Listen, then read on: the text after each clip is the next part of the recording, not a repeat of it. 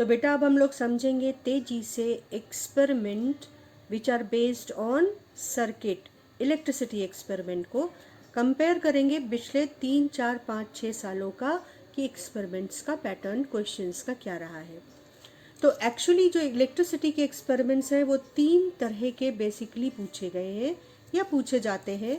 Ohms law पर based circuits है, potentiometer पर बेस्ड सर्किट और व्हीटस्टोन ब्रिज पर बेस्ड सर्किट और क्वेश्चंस।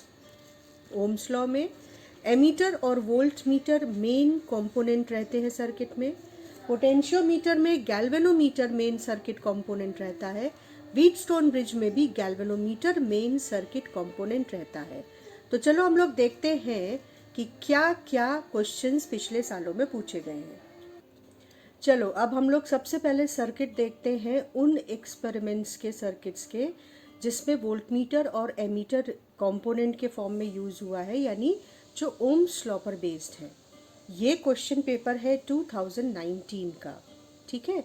और 2017 में और 2015 में हमको सेम सर्किट देखने को मिलता है। तो ऑब्वियसली इस बार भी ये सर्किट बहुत प्रोबेबल है। तो अब सर्किट को देखो बेटा, इसमें एक 1 मीटर वायर का रेजिस्टेंस वायर है, कॉन्स्टेंटिन या मैग्निन का। और ये मटेरियल इसलिए यूज होते हैं क्योंकि इनका रेजिस्टेंस टेम्परेचर के साथ बहुत वेरी नहीं करता है। तो ये ओम्स लॉ ओबे करने के लिए जो रिक्वायर्ड कंडीशन होती है that resistance should be constant, उसको एक हद तक फुलफिल करते हैं। इसके अलावा इसमें एक डीसी बैटरी है और नॉर्मली ये 4 वोल्ट की सेट रहती है।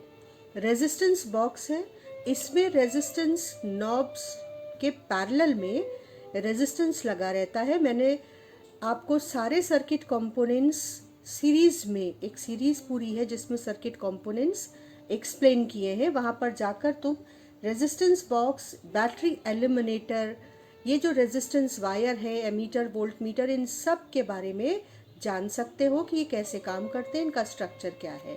तो रेजिस्टेंस बॉक्स है, की है, एमीटर है जो करंट मेजर करता है और वोल्ट मीटर है जो पोटेंशियल डिफरेंस मेजर करता है उन 2 पॉइंट्स के बीच में, जिन 2 पॉइंट्स के क्रॉस ये लगा हुआ है।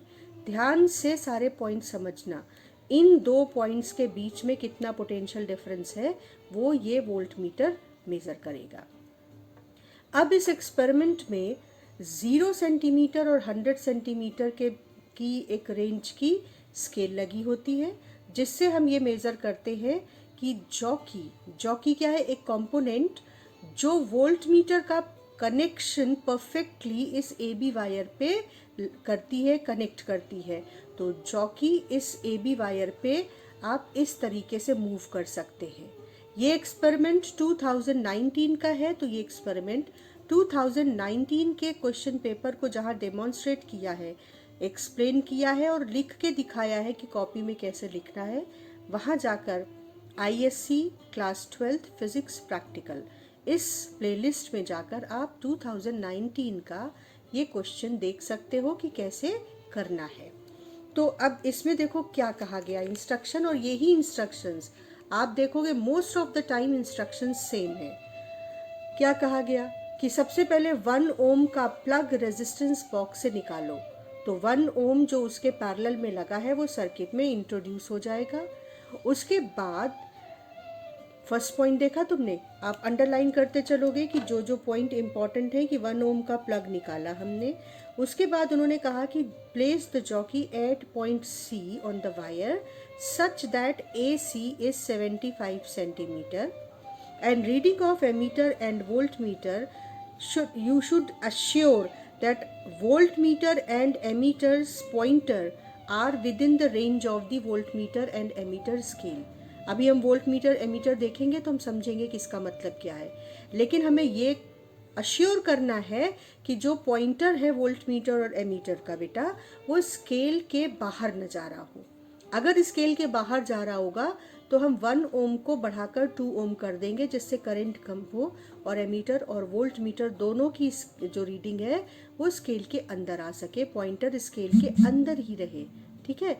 तो जॉकी को आपने सी पे लगाया, AC 75 सेंटीमीटर हो, यानी सी को स्केल पर 75 सेंटीमीटर के पॉइंट पे टच कराया। चेक किया कि जो पॉइंटर है वो स्केल के अंदर ही है, स्केल से बाहर शूट आउट नहीं कर रहा है। और उसके बाद आपने एमीटर और वोल्ट मीटर की रीडिंग को नोट किया प्रॉपर यूनिट के साथ। वोल्ट मीटर एमीटर की रीडिंग को कैसे नोट करना है ये सब एक्सप्लेन किया है, जहाँ एक्सपेरिमेंट एक्सप्लेन किया और इसके अलावा एक अलग से भी क्लास ली है जिसमें वोल्ट मीटर और एमीटर को रीड करने का तरीका सिखाया है। उसके बाद आप सेम एक्सपेरिमेंट को रिपीट करेंगे, मतलब 1 ओम पर आपने जॉकी को 75 सेंटीमीटर पे रखा, वोल्ट मीटर एमीटर की रीडिंग पढ़ी, फिर आप 1 ओम के प्लग को वापस लगा दीजिए और 2 ओम का प्लग बाहर निकालिए और फिर से एमीटर वोल्ट मीटर की रीडिंग सेम पॉइंट पर जॉकी को रख के पढ़िए।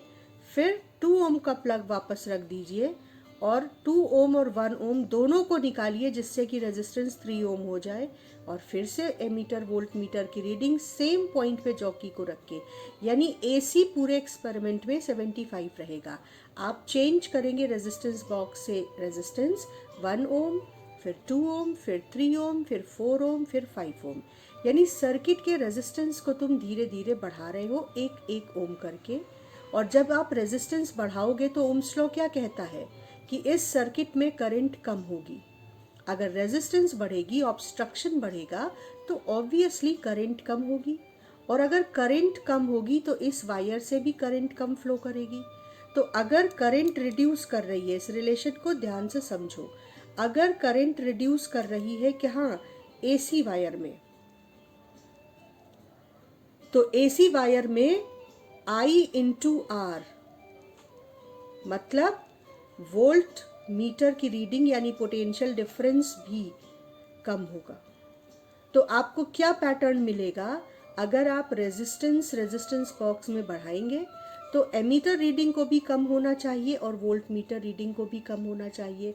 और बोर्ड कहता है कि ये पैटर्न बिल्कुल भी गलत नहीं होना चाहिए, ये पैटर्न सही होना चाहिए। तो ये हमारा ओवरऑल एक्सपेरिमेंट है कि आप वोल्ट मीटर और एमीटर की रीडिंग नोट करते जाओ। इसके बाद आपने 5 रीडिंग्स ले ली और उसके बाद आप ये क्वांटिटी कैलकुलेट करोगे फॉर ईच सेट। जब 1 ओम निकाला था तो जो V आया था और I आया था उसका रेशियो, फिर 2 ओम निकाला था तो फिर से V अपॉन I निकालो, 3 ओम का रेजिस्टेंस जब निकाला तो फिर से V और I का रेशियो निकालो। तो ओवरऑल आपको 5 sets of V upon I, that means resistance की वैल्यू मिलेगी। यही तो है ना ओम्स लॉ। और ये जो वैल्यू आप कैलकुलेट कर रहे हो, इंश्योर करो कि ये 3 सिग्निफिकेंट फिगर्स तक होनी चाहिए, लिखी होनी चाहिए। फिर आपको रेजिस्टेंस जो बाहर निकाला था रेजिस्टेंस बॉक्स में, जो वोल्ट मीटर रीडिंग है, जो एमीटर रीडिंग है, और जो आर कैलकुलेट किया, वो सब टेबल के फॉर्म में विथ प्रॉपर यूनिट लिखना है। साथ में लीस्ट काउंट को ध्यान रखते हुए V और I की वैल्यू लिखनी है। उसके बाद आपको एक सेट विजिटिंग एग्जामिनर को दिखाना है और फिर आपको ये जो आपने 5 रीडिंग्स आर की निकाली हैं उनकी एवरेज वैल्यू निकालनी है। जब आप एवरेज वैल्यू निकाल लेंगे तो असल में ये आर है क्या, ये आर है AC के across potential difference divided by AC से फ्लो होने वाली करंट। तो मतलब ओम्स लॉ के अकॉर्डिंग ये क्या है, AC पार्ट का रेजिस्टेंस। और AC पार्ट के रेजिस्टेंस को अगर आप AC पार्ट के लेंथ से डिवाइड कर दो तो आपको मिलता है रेजिस्टेंस पर यूनिट लेंथ। तो resistance per unit length Ohm's law का यूज करके कैलकुलेट करने का ये एक्सपेरिमेंट है, 2019 का है। और रेजिस्टेंस पर यूनिट लेंथ को सिर्फ डेसिमल के एक प्लेस तक लिखना है विथ प्रॉपर यूनिट। ठीक, तो अब ये तो हमारा एक्सपेरिमेंट हो गया। अब हम बाकी 2 क्वेश्चन देख लेते हैं, 2017 और 2015 के क्या है। ये 2017 का क्वेश्चन पेपर है। अब इसमें देखो तुम, इसमें बैटरी एलिमिनेटर है, एमीटर है, वोल्ट मीटर है, जॉकी है, लेकिन रेजिस्टेंस बॉक्स नहीं है। इसमें उन्होंने क्या कहा है, ध्यान से समझोगे कि एलिमिनेटर को आपने 4 वोल्ट पे रखा हुआ है और आपने की को क्लोज किया जब, तो करंट फ्लो करने लगेगी। जब करंट फ्लो करने लगेगी तो आप जॉकी को 20 सेंटीमीटर पे रख दो और वोल्ट मीटर रीडिंग और एमीटर रीडिंग नोट कर लो। इसके बाद आप जॉकी को, इस बार रेजिस्टेंस नहीं चेंज करना है, चेंज होगा रेजिस्टेंस यहाँ पर कैसे चेंज होगा जरा ध्यान से देखना। जॉकी को 20 से 40 पर करो। अब जब जॉकी को आप 20 से 40 सेंटीमीटर पे कर दोगे, जॉकी यहाँ कहीं आ जाएगा, तो इसका मतलब क्या हुआ कि एसी की लेंथ आपने बढ़ा दी। जब एसी की लेंथ बढ़ा दोगे तो ये रेजिस्टेंस बढ़ गया। ये रेजिस्टेंस बढ़ गया तो पोटेंशियल डिफरेंस, पहले आप 20 सेंटीमीटर के क्रॉस ले रहे थे, अब आप 40 सेंटीमीटर के क्रॉस लेंगे। ध्यान दो, यहाँ रेजिस्टेंस वेरी नहीं कर रहा है, यहाँ वो लेंथ वेरी कर रही है जिसके क्रॉस पोटेंशियल डिफरेंस मेजर कर रहे हो। तो जब आप इस सर्किट को देखो तो ये एक पूरा सर्किट है, ये वोल्ट मीटर रहे या न रहे, इस सर्किट पे कोई असर नहीं हो रहा है। मतलब जब आप जॉकी को डिफरेंट पॉइंट्स पे रखेंगे 20, 40, 60, 80, 100, तो ये रेजिस्टेंस की वैल्यू बदलेगी और उसकी वजह से वोल्ट मीटर की रीडिंग चेंज होगी। लेकिन ये सर्किट अपने आप में पूरा है और इसमें कुछ भी चेंज नहीं हो रहा है, यानी यहाँ पर करंट कांस्टेंट रहेगी, इस पे कोई चेंज नहीं आएगा। तो आपकी एमीटर रीडिंग आपने जो भी एक बार ली वो सेम बनी रहेगी। तो बदलेगा क्या, ये देखो, बदलेगा यहाँ पर आर। जब आप ये जो एसी की लेंथ है ये इंक्रीज करेंगे तो एसी का जो रेजिस्टेंस है कॉरस्पॉन्डिंग वो बढ़ेगा, और अगर रेजिस्टेंस बढ़ेगा और आई कांस्टेंट है तो आई आर बढ़ेगा। अगर आई आर बढ़ेगा तो इसका मतलब ये हो गया कि वोल्ट मीटर रीडिंग बढ़ेगी। तो वोल्ट मीटर रीडिंग बढ़ेगी, रेजिस्टेंस एसी का बढ़ेगा, लेकिन करंट कांस्टेंट रहेगी। ये है इस एक्सपेरिमेंट का प्रिंसिपल या कॉन्सेप्ट। तो देखते हैं हम कि हमको क्या रिजल्ट मिलने वाला है। एसी को आप 20, 40, 60, 80, 100 चेंज करते जाएंगे। Each time you are suppose to note the reading of voltmeter, ठीक है ना। अब for each value of VC, they are not saying for each value of V and I because they know that I will remain same. So for each value of V you are supposed to calculate V by L. V by L का मतलब है ये potential difference divided by इसका length. तो actually आप हर बार potential gradient calculate कर रहे हैं अप टू 3 डेसिमल प्लेसेस। उसके बाद 5 सेट्स के लिए आप टेबल बनाएंगे V, L और V by L के लिए। करंट आप अपनी ऑब्जर्वेशन टेबल से ऊपर एक ही बार लिख देंगे और उसके बाद आप एक सेट को विजिटिंग एग्जामिनर को दिखाएंगे और फिर आप के नॉट कैलकुलेट करेंगे। के नॉट है एवरेज वैल्यू ऑफ के, ठीक। और ये क्या है, ये है पोटेंशियल ग्रेडियंट। तो उन्होंने खुद ही लिखा है एक्सपेरिमेंट के स्टार्टिंग में that this experiment is to determine potential gradient of this wire which is acting as potentiometer wire।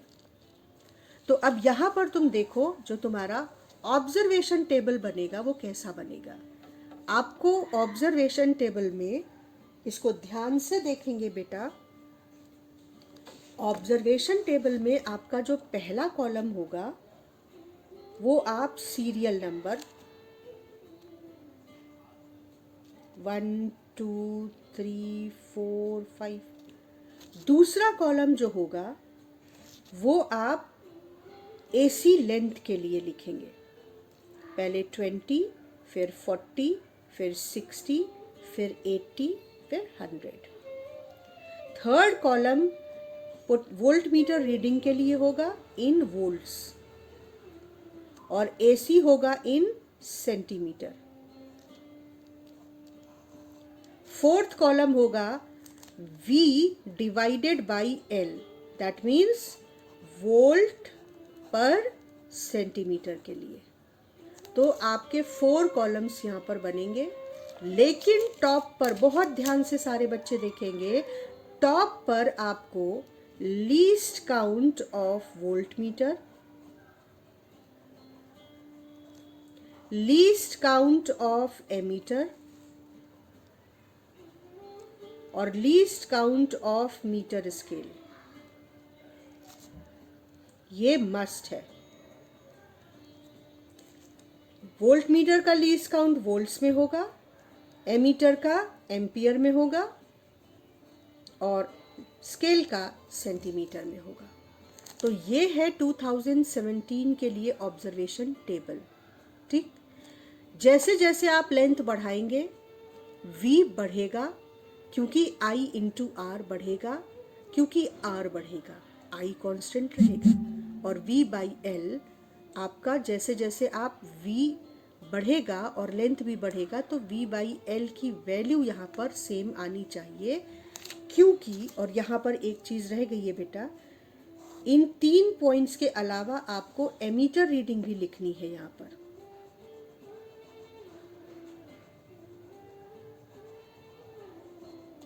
V by L क्यों कांस्टेंट आना चाहिए?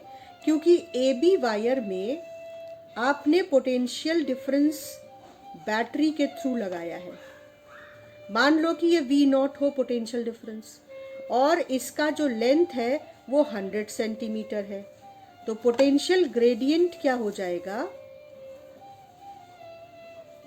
आपने अगर 4 वोल्ट का पोटेंशियल डिफरेंस यहाँ पे अप्लाई किया है और इसकी 100 सेंटीमीटर लेंथ है, तो अप्रॉक्सीमेटली 0.04 वोल्ट पर सेंटीमीटर इतना पोटेंशियल ग्रेडियंट इस वायर के थ्रू इस्टेब्लिश हो जाएगा। तो जब आप डिफरेंट पॉइंट पे वोल्ट मीटर रख कर, डिफरेंट पॉइंट पे जॉकी रख कर वोल्ट मीटर की रीडिंग लेंगे और कॉरस्पॉन्डिंग लेंथ से डिवाइड करेंगे, तो आपको लगभग यही value within the permissible error मिलेगी। आई होप कि आपको कॉन्सेप्ट समझ में आया होगा कि आप इस एक्सपेरिमेंट में क्या कर रहे हैं। और यह है 2015 का पेपर। इसमें आप रेजिस्टिविटी मटेरियल की निकाल रहे हैं। रेजिस्टिविटी मतलब स्पेसिफिक रेजिस्टेंस। स्पेसिफिक रेजिस्टेंस मतलब resistance of this AB wire per unit length per unit cross sectional area. ठीक, तो अब यहाँ पर भी देखो तुम, पूरा सर्किट बिल्कुल 2019 के जैसा है। आप बिल्कुल ध्यान से पॉज करके इस पूरे एक्सपेरिमेंट को पढ़ सकते हो कि क्या है एक्सपेरिमेंट। आप सारे पेपर्स को ध्यान से, मैं एक बार फिर इसको स्क्रॉल कर दूंगी पेपर्स को, आप ध्यान से वीडियो पॉज करके पेपर्स को पढ़ सकते हो। यहाँ पर भी रेजिस्टेंस 1 ओम लेकर उन्होंने कहा है कि पहले चेक करो कि स्केल से बाहर पॉइंटर की रीडिंग न जाए और फिर 1 ओम का रेजिस्टेंस निकाल के जॉकी को 80 सेंटीमीटर पे रखो और वोल्ट मीटर रीडिंग और एमीटर रीडिंग पढ़ो। क्योंकि यहाँ पर रेजिस्टेंस बॉक्स से रेजिस्टेंस वेरी कराएंगे तो करंट भी वेरी करेगी। यहाँ पर लेंथ AC नहीं बदला रहे हैं, तो ये length AC 80 centimetre through out the experiment बनी रहेगी। पर जब रेजिस्टेंस इंक्रीज करेगा तो इस सर्किट की करंट बदलेगी और कम होगी। तो यहाँ पर भी 2019 की तरह रेजिस्टेंस बढ़ेगा तो एमीटर रीडिंग कम होगी और I कम होगा और ये रेजिस्टेंस RAC ये कांस्टेंट बना है, तो I इंटू RAC जो कि वोल्ट मीटर रीडिंग है ये भी कम होगी। I कम होगा, RAC कांस्टेंट है तो V भी कम होगा। तो यहाँ पर क्या पैटर्न बनेगा? I कम होगा तो V कम होगा। तो पैटर्न आपके ऑब्जर्वेशन का बहुत इम्पोर्टेंट है, उसके लिए मार्क्स अलॉटेड होते हैं। तो यहाँ पर भी आप 1 ओम का रेजिस्टेंस निकालेंगे, V और I मेज़र करेंगे। उसके बाद आप इस एक्सपेरिमेंट को 4 मोर सेट्स ऑफ रेजिस्टेंस, 1 ओम के बाद 2 ओम निकालिए, 3 ओम निकालिए, 4 ओम, 5 ओम और हर बार आप V और I की कॉरस्पॉन्डिंग वैल्यूज़ निकालेंगे। ठीक, AC को आप 80 सेंटीमीटर पर फिक्स रखेंगे। आप वीडियो पॉज करके पढ़ सकते हो पेपर को। अब ये इनमें से एक रीडिंग आप विजिटिंग एग्जामिनर को दिखाएंगे और हर बार V और I के सेट के लिए रेजिस्टेंस कैलकुलेट करेंगे। किसका? AC के अक्रॉस पोटेंशियल डिफरेंस कैलकुलेट कर रहे हो और उसे AC में बहने वाली करंट से डिवाइड कर रहे हो, तो आप AC का रेजिस्टेंस निकाल रहे हो। तो जब आप AC का रेजिस्टेंस निकालोगे और उसके बाद आप उसको यहाँ पर देखो एवरेज रेजिस्टेंस की वैल्यू निकालोगे। फॉर दी 5 वैल्यूज आपने R की वैल्यू निकाली थी, तो अब इस R का एवरेज वैल्यू निकालोगे तो ये आपके AC की एवरेज रेजिस्टेंस हो जाएगी। यहाँ पर एक डिफरेंस है जो कि 14-15 के बाद रेजिस्टिविटी कैलकुलेट नहीं करवाई है, क्योंकि काउंसिल ने एक्सपेरिमेंट्स के डिफ़िकल्टी लेवल को कम किया है। लेकिन इस पर्टिकुलर पेपर में आपको मीन आर कैलकुलेट करवाने के बाद स्क्रू गेज से इस AB वायर का डायामीटर मेज़र करवाया है। इसको देखते हैं, एक छोटा सा पार्ट इसमें इस क्वेश्चन के साथ एडेड है। ये B पार्ट, इसमें उन्होंने कहा है कि स्क्रू गेज यूज़ करके आप इस AC वायर का या AB वायर का डायामीटर कैलकुलेट करो और रिकॉर्ड करो सेंटीमीटर में, और फिर रेजिस्टिविटी मतलब resistance per unit length per unit cross sectional area calculate करो इस फॉर्मूले का यूज़ करके। यहाँ एवरेज R जो तुमने A पार्ट में निकाला है वो है, ये जो स्क्रू गेज से डायमीटर निकाला है ये पाई, ये आपका 320 मीटर्स कैलकुलेशन करके आपको लमसम फॉर्मूला दे दिया गया है ओवरऑल कि इसे यूज़ करके स्पेसिफिक रेजिस्टेंस निकालो। तो ये डिफरेंस है, लेकिन अब डिफ़िकल्टी लेवल को कम किया है, तो मोस्टली आप बहुत पिछले कई सालों में इस पैटर्न को, इस सवाल को एडेड नहीं पाएंगे, स्क्रू गेज को ऐड नहीं कर रहे हैं। ये 2015 का क्वेश्चन है। और देखो कि कैसे वोल्टमीटर एमीटर यूज़ करके थोड़े थोड़े चेंजेस के साथ ऑलमोस्ट सेम एक्सपेरिमेंट, किसी में AC चेंज करवाया है, VI बार बार नोट कर रहे हैं, किसी में रेजिस्टेंस बॉक्स का रेजिस्टेंस चेंज करवाया है और VI नोट कर रहे हैं, है ना। तो अब हम लोग देखते हैं वो क्वेश्चन जो वोल्ट मीटर एमीटर की जगह गैल्वेनोमीटर को कंपोनेंट के circuit component, main circuit component के फॉर्म में यूज़ करके व्हीटस्टोन ब्रिज को यूज़ किया गया, उस प्रिंसिपल को यूज़ किया गया है। ये 2020 का क्वेश्चन पेपर है, ठीक। इसमें सर्किट देखो, resistance wire, battery eliminator, resistance box सब कुछ है, लेकिन वोल्ट मीटर एमीटर की जगह एक ड्राई सेल 1.5 वोल्ट का और एक गैल्वेनोमीटर और जॉकी यूज़ की गई है। और क्या कहा है क्वेश्चन पेपर में देखो कि बैटरी एलिमिनेटर को 4 वोल्ट में रखो, जिससे इस सर्किट में एक करंट फ्लो हो और इस AB रेजिस्टेंस वायर के अक्रॉस एक पोटेंशियल डिफरेंस प्रोड्यूस हो जाए, ड्रॉप हो जाए। इसके बाद 2 ओम का प्लग निकालो रेजिस्टेंस बॉक्स से, ठीक, और जॉकी को AB वायर पे टच करा के पहले A के पास और फिर B के पास ये क्रॉस चेक करो कि तुम्हें 2 साइड में अलग अलग डायरेक्शन में गैल्वेनोमीटर में अलग अलग डिफ्लेक्शन मिल रहे हैं। अगर गैल्वेनोमीटर में A के पास डिफ्लेक्शन लेफ्ट साइड में आया तो B के पास राइट साइड में आना चाहिए। इससे ये कन्फर्म होगा कि गैल्वेनोमीटर में डिफरेंट पॉइंट्स पे एक्सट्रीम्स 2 डायरेक्शन में, डिफरेंट अपोजिट डायरेक्शन में करंट फ्लो हो रही है। तो ये सर्किट आपका सही है, क्योंकि आपसे वो आगे गैल्वेनोमीटर में नल डिफ्लेक्शन, वो पॉइंट जहाँ गैल्वेनोमीटर में पॉइंटर 0 पर आ जाए, वो पॉइंट पता करवा रहे हैं। इसका मतलब ये हुआ कि जब आप जॉकी को A के पास रखते हो तो P पॉइंट, जो कि मान लो कि यहाँ पर आपने जॉकी को रखा, ये आपका गैल्वेनोमीटर है इस तरीके से, और ये आपका P पॉइंट या J पॉइंट है। तो किसी एक जगह पर, मान लो इस जगह पे रखा, तो P का पोटेंशियल इस पॉइंट के पोटेंशियल से ज़्यादा है और करंट इस तरीके से फ्लो कर रही है, इस तरीके से। उसके बाद जॉकी को उठाकर आप बी के पास ले जाओ, यहाँ पर गैल्वेनोमीटर, और फिर ये इस तरीके से, ठीक। ये बी पॉइंट अब यहाँ आ गया, जॉकी अब यहाँ आ गई।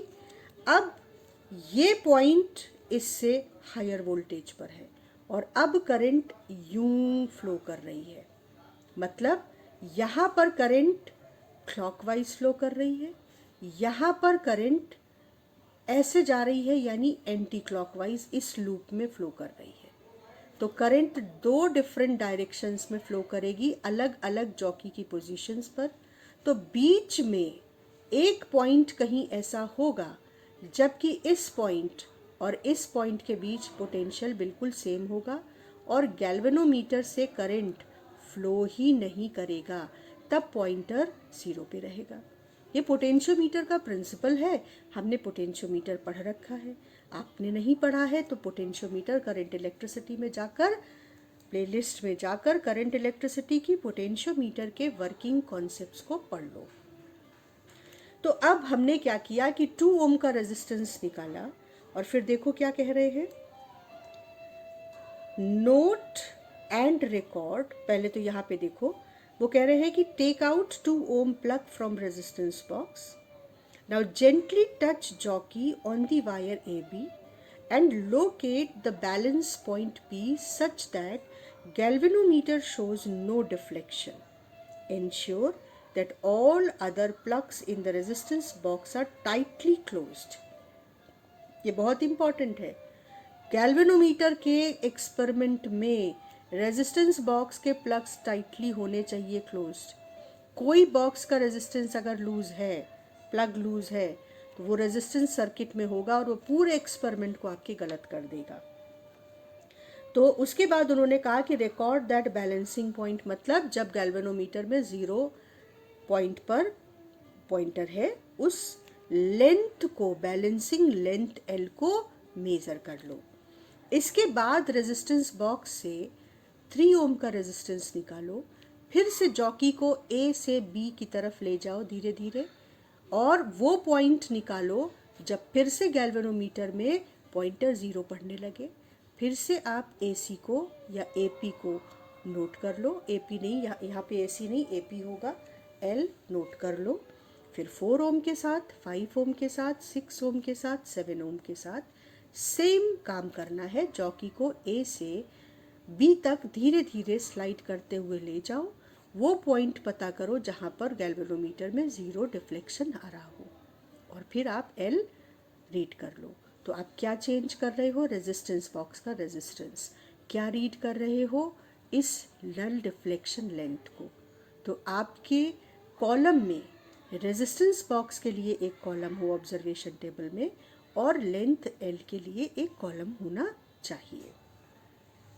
तो इसको इन्होंने कहा है कि विजिटिंग एग्जामिनर को आप एक रीडिंग दिखाएंगे, 6 sets of readings for R and corresponding null deflection length with proper unit नोट करेंगे, और उसके बाद ग्राफ ड्रॉ करेंगे L वर्सेस R। मतलब L कहाँ जाएगा, Y एक्सिस पर, R कहाँ जाएगा, X एक्सिस पर। यहाँ उन्होंने इसे बताया है, लेकिन अब वो इस बात को मेंशन नहीं करते हैं। तो हमें पता होना चाहिए कि जो पहले होगा वो Y एक्सिस पे जाएगा, जो बाद में होगा वो X एक्सिस पे जाएगा। बेस्ट फिट लाइन की बात हम डिटेल में कर चुके हैं पिछले क्लासेस में। और उसके बाद आपको L नॉट पढ़ना है, value of L on Y axis for which resistance is 0 on X axis. यानी ग्राफ Y एक्सिस को कट करेगा और जहाँ कट करेगा उस पॉइंट को आपको पढ़ना है। और उसके बाद आपको EMF E की वैल्यू, ये जो ड्राई सेल यूज़ किया है, इस EMF की वैल्यू पता करनी है L नॉट बाई 25 से और 2 डेसिमल प्लेसेस तक। तो ये है 2020 का एक्सपेरिमेंट। 2020 में क्योंकि गैल्वेनोमीटर का एक्सपेरिमेंट आया था, तो हम एक्सपेक्ट कर रहे थे कि हमको गैल्वेनोमीटर का एक्सपेरिमेंट 2021 में रिपीट नहीं होना चाहिए, और अगर होगा भी तो सर्किट व्हीटस्टोन ब्रिज वाला होना चाहिए, क्योंकि ये दोबारा एग्जैक्टली रिपीट हो नेक्स्ट क्लास में, नेक्स्ट ईयर में, इसकी पॉसिबिलिटी कम हो जाती है। 2020 में पोटेंशियोमीटर जो है वो पूछा गया है, लेकिन ज़्यादा टाइम व्हीटस्टोन ब्रिज पूछा गया है, तो व्हीटस्टोन ब्रिज की 2021 में प्रोबेबिलिटी बहुत ज़्यादा है। व्हीटस्टोन ब्रिज की या एमीटर वोल्ट मीटर यूज़ करके ओम्स लॉ पर बेस्ड एक्सपेरिमेंट की प्रोबेबिलिटी बहुत ज़्यादा है according to the last 6-7 years pattern. तो आप इस एक्सपेरिमेंट को, मैं स्क्रॉल कर दूं पेपर, आप इस एक्सपेरिमेंट को पॉज करके पढ़ सकते हो।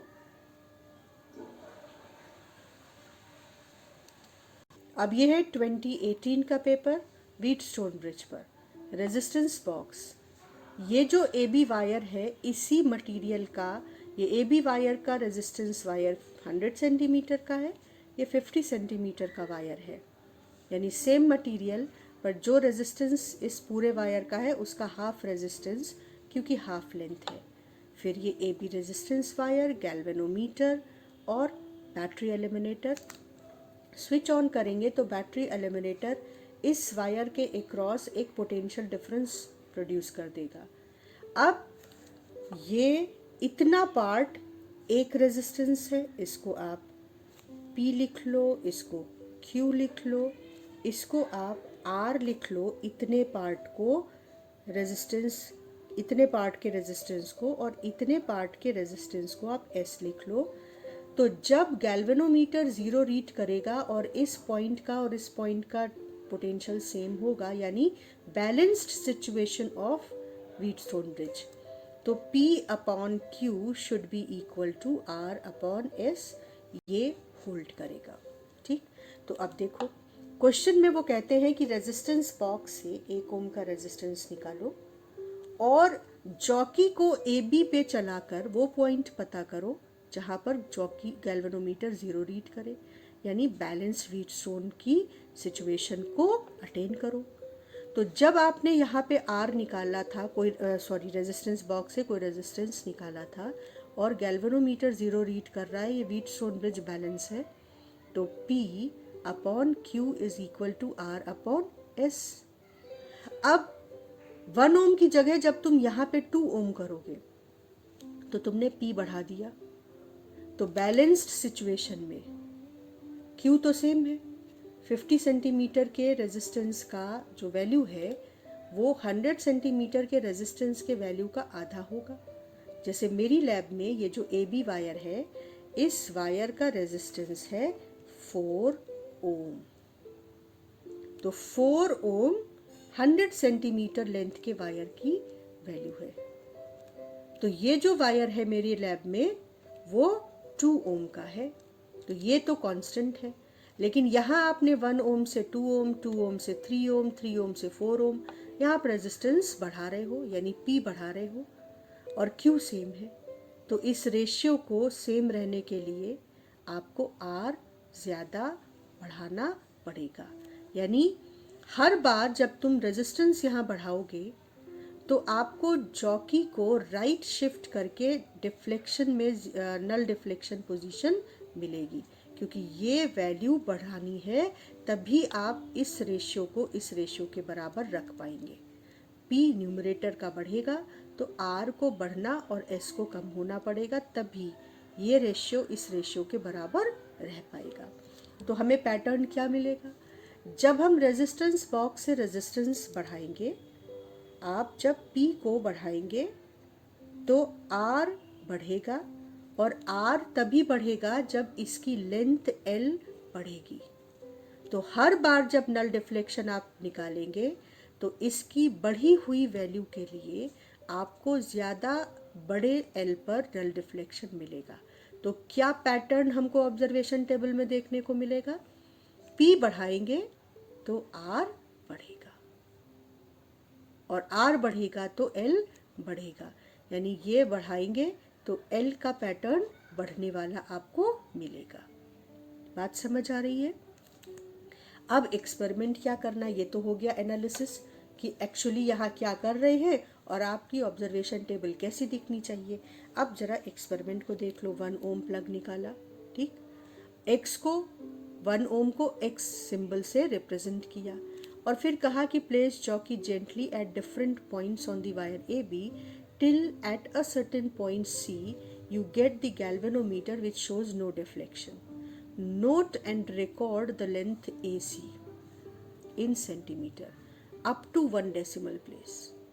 Then repeat the experiment for more values of X, that is 2 ohm, 3 ohm, 4 ohm, 5 ohm and 6 ohm.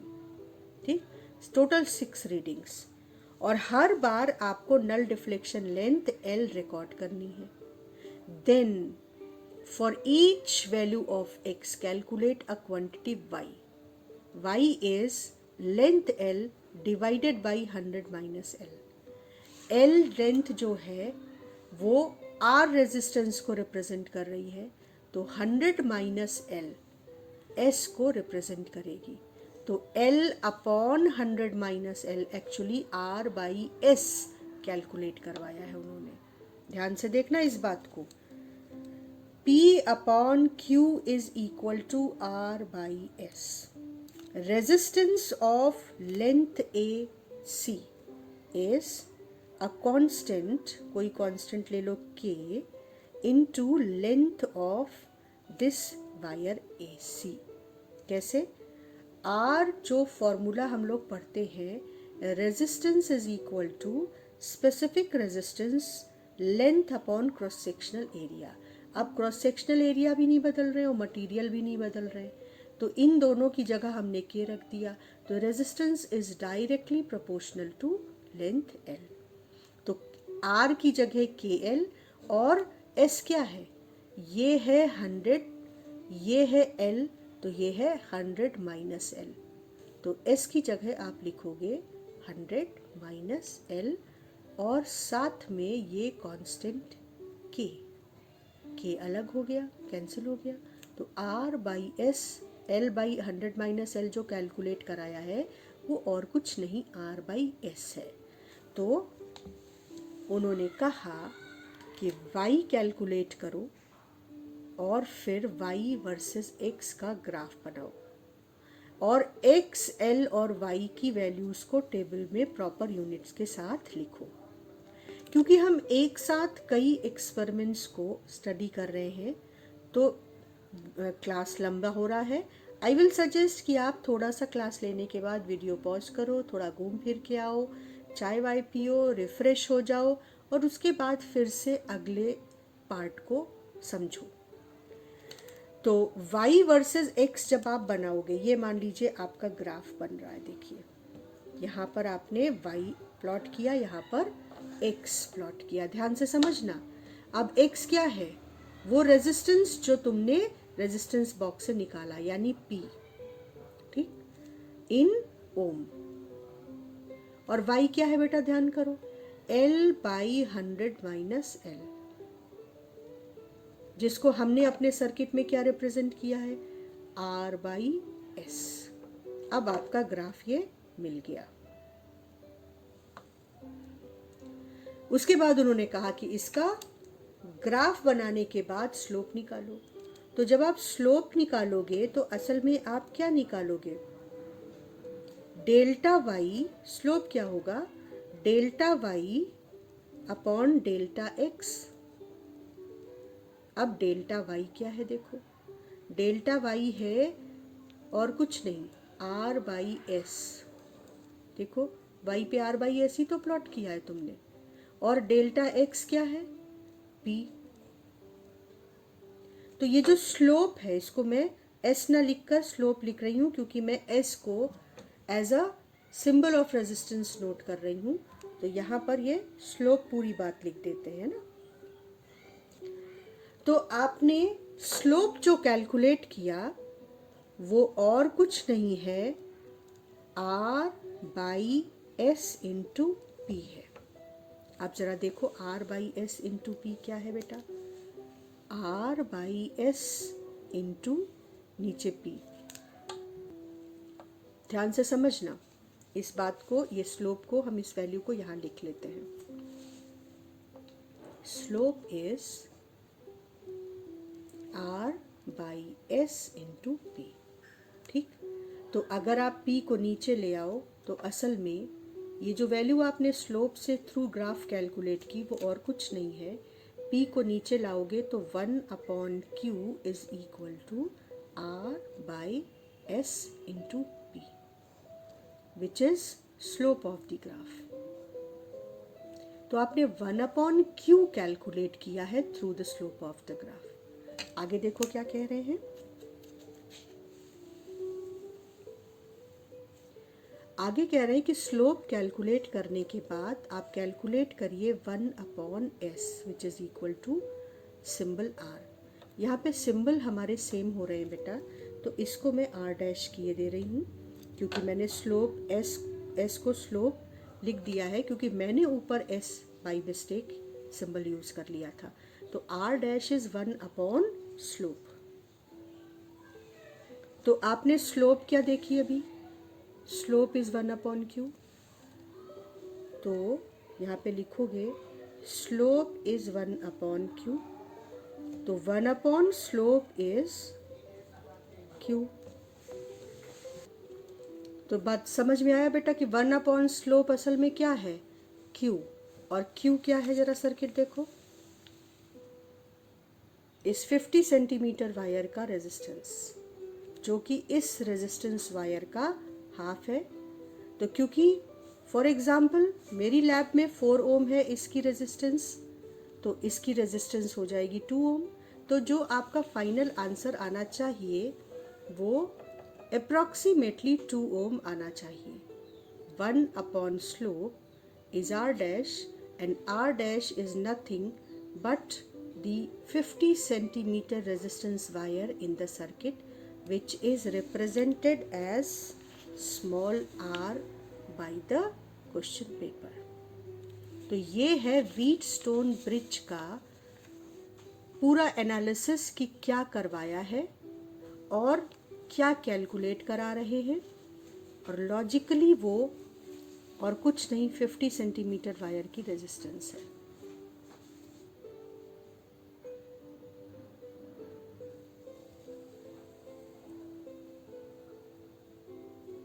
अब यही एक्सपेरिमेंट आपको 2-3 सालों में एग्जैक्टली रिपीट होता मिलेगा।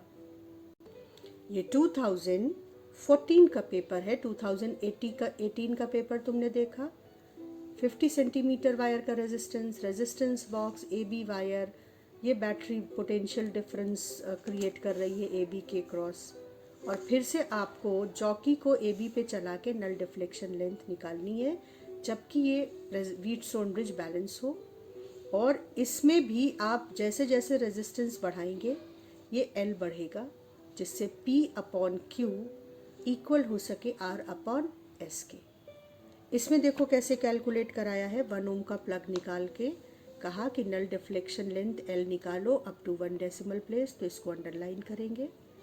विजिटिंग एग्जामिनर को एक रीडिंग शो करनी है। फिर ये पूरा प्रोसेस 2 ओम के लिए, 3 ओम के लिए, 4 और 5 ओम के लिए करो। इस बार भी 1 ओम, 2 ओम, 3 ओम जो रेजिस्टेंसेज हैं उन्हें X से रिप्रेजेंट कर रहे हैं, और Y के फॉर्मूले को, जैसे ऑप्टिक्स में हमने देखा था कि बेसिक एक्सपेरिमेंट सेम था, ये जो क्वांटिटीज़ थी इनमें थोड़ा थोड़ा डिफरेंस फॉर्मूले में करा देते थे। तो यहाँ भी उन्होंने फॉर्मूले में थोड़े से डिफरेंस को किया है कि Y को पिछले वाले एक्सपेरिमेंट में L/100 माइनस L था, अब यहाँ पे 100x/L है up to 1 decimal place. Table बनानी है इन तीनों की प्रॉपर यूनिट्स के साथ। उसके बाद Y को X के अगेंस्ट प्लॉट करना है, टेकिंग ओरिजिन एज 0 0, और फिर आपको ग्राफ में Y की वैल्यू रिकॉर्ड करनी है फॉर X इक्वल टू 0, इसीलिए ओरिजिन को 0 0 लेने को कहा है। Y की value for X equal to 0, ऐसा हमने 2-3 बार देखा है, तो इस बात को समझ लो। Y की value for X equal to 0 का मतलब हो गया कि आपका ग्राफ कुछ ऐसा आएगा, यानी X इक्वल टू 0 पर वो Y एक्सिस को कट करेगा और आपको ये लेंथ या ये वैल्यू पढ़नी है, ये पॉइंट पढ़ना है स्केल के अकॉर्डिंग कि क्या रीड कर रहा है। और ये रीड करने का तरीका हमने पिछले क्लास में ऑप्टिक्स में पढ़ा है। उसके बाद एक साइड में क्वेश्चन जुड़ा था जो मैंने आपको बताया कि अब डिफ़िकल्टी लेवल को कम किया है तो इस तरीके से पार्ट ऐड करके कुछ और कैलकुलेट नहीं करवाते हैं। फिर भी यहाँ पर उन्होंने क्या किया है कि value of unknown resistance R, और जिसमें आर क्या है, वही 50 सेंटीमीटर के वायर की रेजिस्टेंस। ठीक, तो value of unknown resistance R 100 minus L upon L into x, यानी फिर से 100 माइनस एल, तो 100 माइनस एल का मतलब ये वाला रेजिस्टेंस, एल का मतलब ये वाला रेजिस्टेंस। तो 100 माइनस एल कहा है, इसका मतलब इस जेबी वायर का रेजिस्टेंस अपॉन एजे वायर का resistance. 100 minus L upon L into x, ये एक्स। तो ये आपको क्या देगा, आप इसको ऐसे समझो, रेजिस्टेंस बॉक्स के रेजिस्टेंस को आप आर डैश ले लो, तो बैलेंस सिचुएशन में R dash upon R should be equal to AJ length का resistance upon resistance of J B length. ठीक है, तो R dash will be equal to, और आपको तो आर निकालना है ना, तो R will be equal to, आप आर को इधर ले जाओ, R will be equal to resistance of J B length into R dash upon R of A J length. A J length का मतलब एल, जे बी रेजिस्टेंस, ए जे resistance का मतलब L, जे B resistance का मतलब 100 माइनस एल, लेंथ ही तो resistance represent कर रहा है, और आर डैश का मतलब रेजिस्टेंस बॉक्स से जो रेजिस्टेंस निकाल रहे हैं उसको हमने एक्सपेरिमेंट में एक्स सिंबल से रिप्रेजेंट किया है।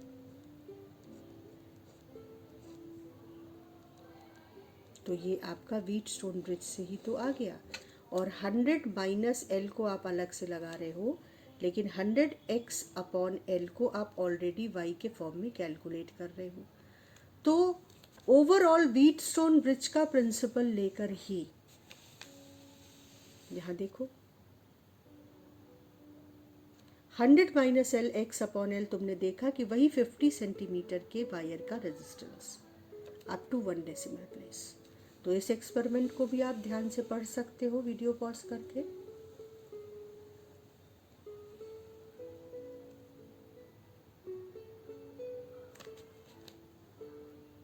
टू 2016 का पेपर, सर्किट सेम है, जरा सा डिफरेंस क्या किया देखो, जो 50 सेंटीमीटर वाला वायर था वो लेफ्ट साइड में लगा दिया और रेजिस्टेंस बॉक्स राइट साइड पे।